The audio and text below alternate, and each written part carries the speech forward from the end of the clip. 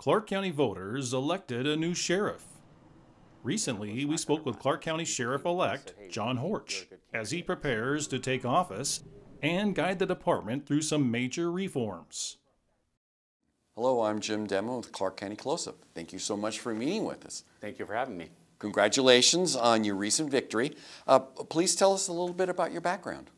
Okay, well, basically grew up in Clark County. We moved here from Dallas, Texas when I was young, but I went to school here, went to Hudson's Bay High School, then Clark College, and then in 1989, when I was 21 years old, I was hired by the Clark County Sheriff's Office as a full-time deputy. So I started my career at the Sheriff's Office and worked my way up through the different ranks, did a lot of different jobs there, patrol deputy, civil division, warrants. I was a bomb technician. I was then promoted to sergeant. I oversaw the internal affairs unit. I then moved up to a commander position where I was over a precinct, and I was over the drug task force and the major crimes unit. And then recently, about 3 years ago, I went to my current assignment of enforcement chief. And then this election, I was elected as sheriff. So what made you decide to run? So a few years ago, some people came to me, and I knew that Chuck Atkins, our current sheriff, was not going to run. And some people came to me and said, "Hey, we think you're a good candidate." And I said, "Why?" And I asked them. And so we talked about it, and I did a lot of research. I interviewed the sheriff, I interviewed other sheriffs and police chiefs, and because it's a big job. And I talked about it with my wife, and I wanted to make sure I have 31 years in, and I wanted to make sure I had enough gas in the tank because I wanted to give it a full effort. And so I looked around, and nobody else was really stepping up, and I knew I had the qualifications, and the main reason is I love the Clark County Sheriff's Office, and I love this community, and I didn't want to leave it in anyone's hands. And I said, I'll step up, and I want to do this. Okay.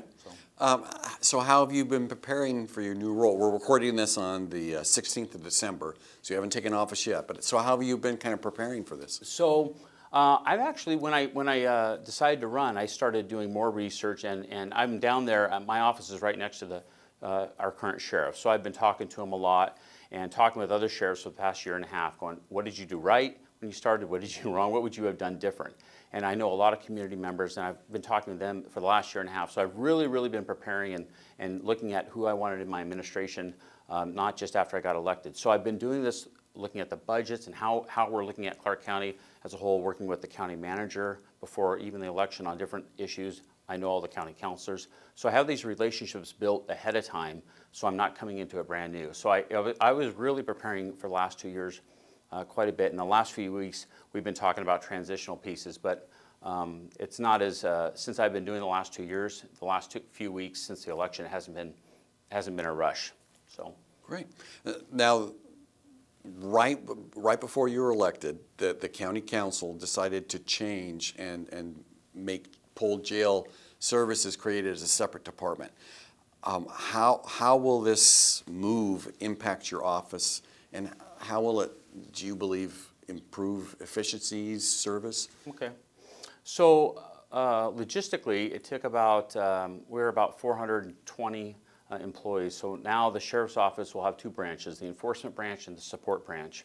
And we'll be down to about 230 employees. So quite a few employees left for the jail services and the corrections staff. And it's sad, I still consider them family, by the way. I mean, just because we're separated, I've worked with a lot of these people for years. So, and I see them every day still. So we're all kind of one family. And so we have a lot of units that are combined, the internal affairs unit, training unit, background. So we're untangling them and seeing how it goes. January 1, I don't think everything is going to be separated. Some of the systems will be, but other ones we're gonna look at. We meet almost every other day with the jail services department, and we work on what's going to happen January 1st, and then maybe middle of the year, and we're going through it. So we've been working with them. You know, my main thing that I've said all along is I want the best for our employees, for the inmates, and for public safety. So I hope this works out well. We're working together, and they seem to have a plan. So we're gonna see how it goes. Okay. Now, voters approved the sales safety tax in August. How will you prioritize the spending of this new revenue? So I don't have authorization to spend that. I have to ask for the money because it goes to the council, but has to be used for public safety. So one of the things that was listed, and we've already started on it, was the body worn camera program. And I requested a full-time employee already for that, and we're going to start ordering probably in a month or two some of the equipment. So some of that money and for other employees is going to be used for that. How the other money is spent, I can make other requests, or they can decide how, as long as it goes for public safety, that's what that tax has to go for. So they've etched out body-worn cameras for the sheriff's office, and then we'll see how the other money. I will say that some of the money went to help with the compensation packages for the deputies, which is good because that helps with retention. Our staffing is our #1 issue right now. So some of the money went to help with help get higher salaries. Okay. And before the interview, we were kind of talking about the body cameras, and you were saying it's a lot more than people expect. There's storage of the video, staff to do public disclosure requests. So there's quite a bit beyond just the equipment. The equipment's the cheap. It's not just a camera you put on, turn it on, and record and go home at the end of the day. There's public disclosures. People can see the video, which is fine, but you have to have redaction.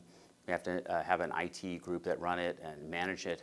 The courts, how it's stored, evidence, all these. So at the end of the day, I think the budget department told the council in a presentation that when it's all said and done, they may be looking at anywhere from 10 to 12 employees just for this program alone. But that includes the prosecutor's office, the sheriff's office, maybe the jail. So, any estimate on when you think these cameras might be deployed out in the field?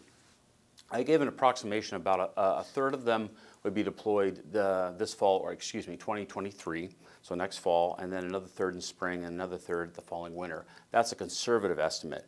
The person that I put in charge of this program already gave me a spreadsheet last night, and they bumped it up quite a bit. It'll depend on how soon we get the cameras and people trained, and can we get the staff in. So we'll go as fast as we can, but I just wanted to spread it out. But buying 200 cameras and getting them out, in 3 months is not going to happen, but we are going to get there.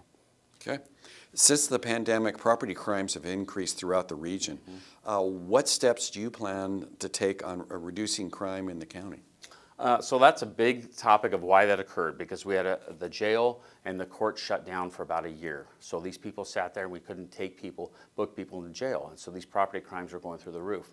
And we still have an issue with it. That's starting the jail's starting to move, the trials are going along, and people are getting moved either to prison or they're getting released. So we have more room, but that's still an issue. So room at the jail is the one issue.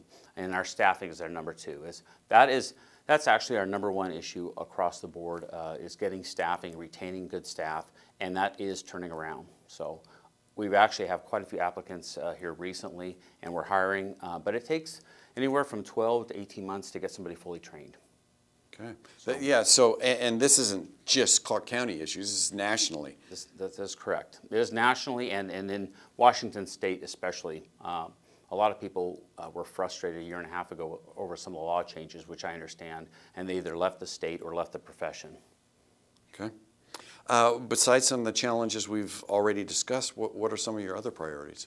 I want to get back into school resource officers. That's a big thing. We've been meeting with the schools. Most of the school districts want us back in there. That was a staffing issue. So I'm committed to getting at least one school resource officer back in this fall, and then we'll go from there. So that is one program that I want to get back in there. That's for sure. And then community engagement. I want to get out there, and I said it the whole campaign is having either a citizen advisory board or some type of, I want to engage with the community out and get their input and not just be in an office. I don't like being in an office anyways, but listening to them, listening to their concerns, and then being with our employees, engaging with our employees, and figuring out how we can get it's all about public safety. I ran on that, and that's what I'm about. I want to keep people safe, and things have turned in the last few years here, so we got to get it back. We will get it back. Okay. Is there anything else you'd like to share with viewers? I'm excited. We have a good team, and like I said, I want people to know people are applying. We have a lot of openings still in different parts. They can get on our website and apply. And the jail services, they need corrections officers, so I'd encourage people. It's a good wage and good benefits, so if anybody's interested, a lot of employment opportunities there, and I'm excited about being Clark County Sheriff.